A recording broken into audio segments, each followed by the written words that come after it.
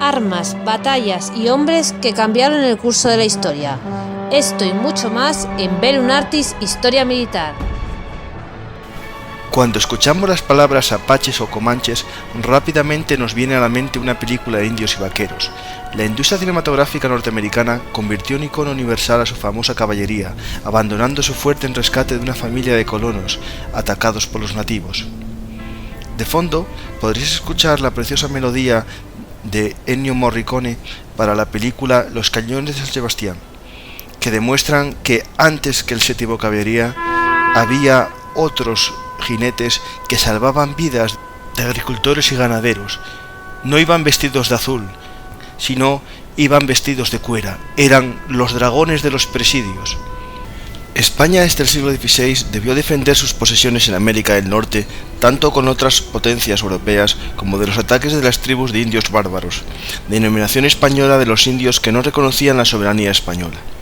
Para ello, España construyó un doble sistema defensivo. El primero, basado en fuertes abarrotados al estilo de la traza italiana, tan de moda en Europa, contra los ejércitos europeos que protegerían las fronteras exteriores, y otro en el interior, gracias a los conocidos como presidios, junto con las misiones fortificadas.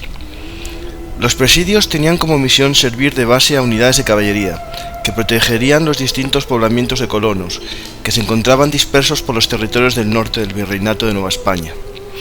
Un territorio de cientos de miles de kilómetros cuadrados, que se extendía desde la costa norte del Pacífico, el estado de Washington actual, hasta el oriente de Texas. Aunque la idea del Consejo de Indias era establecer una red de guarniciones en Nueva Vizcaya, norte del actual México, especialmente para controlar el Camino Real, creando para ello una escuadra volante de caballería. En realidad, los puestos se abandonaban y creaban según las necesidades defensivas de cada momento, incluso aún peor, por los deseos personales de los virreyes, como fue el caso del virrey Alburquerque, que contestó: "No enviarás ni un alfiler", a la solicitud del gobernador Dávila para crear un presidio en Maipú. A final del siglo XVI, por orden del cuarto virrey Enríquez de Almansa, se comenzó la construcción de la red de presidios, que no os mencioné que no tiene nada que ver con una cárcel, sino que era el nombre que en África se daba a los acuartelamientos en la frontera marroquí. En 1570 se fundaron entre ellos los de Celaya, Jerez, Portezuela, Hojuelas, San Felipe. En 1573 los de Fresnillo, Charcas, Sombrete, Benjamo y Jamay. Y en 1576 León, Palmillas y Mezcala. Y será en el siglo siguiente cuando se construya los del Río Bravo, ese mítico escenario de tantas películas del western americano, y ahí ya teníamos nuestros presidios, los de Saltillo, Parras, en Coahuila, y comenzaron en el siglo XVII ya en Texas y California, llegando incluso al actual Canadá, en la isla de Nazca. Para comprender la evolución de la red presidial, nos podemos fijar en las existentes en 1683, en la sublevación de las 85 naciones, cuando en toda Nueva Vizcaya había 30 soldados en Parral, 9 en Santa Catalina, 25 en Cerro Gordo y 60 distribuidos entre Sinaloa, San Hipólito y San Sebastián.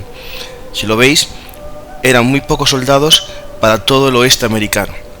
A comienzos del siglo XVIII, pese al aumento de las guarniciones y efectivos de las provincias de Nueva Vizcaya, Nuevo México, Sonora, Nuevo León y Coahuila, solo 562 hombres guarnecían tan inmensos territorios. Con el avance de la frontera hacia el norte y debido a los contactos con los indios seris y apaches, se crearon los presidios de San Pedro en la conquista de Pitic y San Felipe de Jesús Gracia, Real de Huevi, Ternate, en 1741. En 1764, tras la construcción o reforma de los presidios fronterizos, ya había 1.271 soldados. Esta red de presidios, para cubrir con tan pocos efectivos las inmensas posesiones norteamericanas, estaban diseñados con el objetivo de mutuo apoyo, a una distancia de 27 o 100 leguas entre los distintos destacamentos. Además, servían de apoyo al poblamiento, al dotar de protección a las haciendas y a las misiones que se encontraban cerca. Por otra parte, servía de base para la construcción de un asentamiento civil, ya que cuando se abandonaban en su avance hacia el norte, esos antiguos presidios se convertían en pueblos. Estas fortificaciones se caracterizaban por su reducido tamaño. Estaban construidas normalmente en adobe o piedra, con forma rectangular, de unos 100 metros de lado. Disponían de torres y bastiones para ubicar cañones, pero carecían del complejo diseño abarrotado al estilo Vauban que era tan característico de las fortalezas costeras, como puede ser Ulloa, de la que hablamos en el blog Bellum Artis sobre el ataque de Drake. Ya otro día os lo relataremos. Además de la dotación militar, convivían con ellos sus familiares, sacerdotes, pero en todo caso no solían pasar de 2 centenares de personas en total.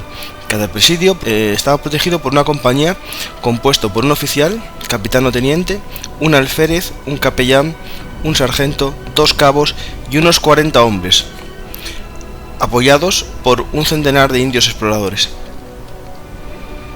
Estas unidades, denominadas oficialmente soldados de presidio, pasaron a la historia como dragones de cuera.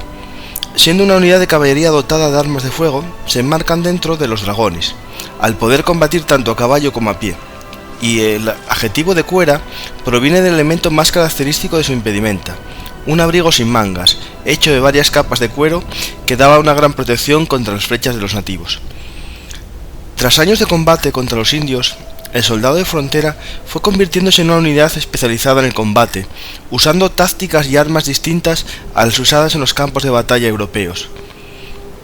Aunque os parezca sorprendente, en pleno siglo XVIII, cuando en España los ejércitos se habían dotado con armas de fuego, ellos seguían utilizando lanza y escudo, ya que con las armas de fuego eran lentas y precisaban blancos densos. Los indios eran rápidos y se acercaban a los europeos antes de que pudiesen recargar. Por ello necesitaban armas y defensas contra las flechas y para la lucha cuerpo a cuerpo. En cuanto a las defensas, ya hemos hablado de la cuera, que como he explicado estaba compuesto de hasta 9 capas de cuero, llegando a pesar 10 kilos. Con los años se fue recortando hasta convertirse en un chaquetón, con el objetivo de reducir el peso para poder perseguir a los apaches, andando a través de las montañas. Era de color natural o blanco, con el escudo de España en cada bolsillo. Además disponía de una darga, ese escudo de origen árabe también confeccionado de cuero, con forma de doble círculo traslapado, o de una rodela circular, aportándole mayor defensa contra los proyectiles. En cuanto a las armas, se establecía en el reglamento que debían portar una espada, una lanza, una escopeta y 2 pistolas, pero en algunos casos extraoficialmente se armaban con arcos y flechas para ser más rápidos. Para completar el equipo, en el reglamento de 1772, cada soldado debía disponer de 6 caballos, un potro y una mula. Es interesante destacar que cada jinete debía tener una montura preparada en todo momento para salir al combate. Esa misma norma destacaba la importancia de la uniformidad, debiendo vestir una chupa corta de triple o paño azul, con una pequeña vuelta y collarín encarnado, calzón de tripa azul, capa de paño del mismo color, bandolera con el nombre del presidio. Debemos destacar el sombrero de alas negro, característico de esta unidad, frente a otras posteriores como el blanco de las compañías volantes, unidades ligeras preparadas para luchar en tierra. Se debe destacar que los soldados eran voluntarios, con un contrato de 10 años prorrogable. Teniendo en cuenta el sistema de castas vigente, el alistamiento era una forma de ascenso social, por lo que era interesante pertenecer al cuerpo. A finales del siglo XVIII, la mayor parte de la tropa eran criollos o europeos, alrededor del 40 eran mestizos, mulatos o coyotes, y el resto indios. Gracias a la red de presidios y a la reconstrucción de los dragones de cuera, durante años los territorios del norte de América permanecieron en manos de España y del Virreinato de España. De hecho, tras la independencia de México, siguieron en manos mexicanas, hasta que fueron arrebatados por los Estados Unidos. Esta es una historia de Francisco García Campa, escrita para el blog Bellum Artis Historia Militar y también para la revista Nova et Veteras, la revista de la Universidad de Rosario en Colombia. Espero os haya gustado. Ya sabéis, si os ha gustado este programa, podéis invitarnos a tomar un café o una cerveza para que recuperemos fuerzas después de contar esta historia hablada. Para ello, visitar nuestra página en Patreon, patreon.com/Bellum Artis, y haceros micromecenas de nuestro proyecto de historia militar. Muchas gracias.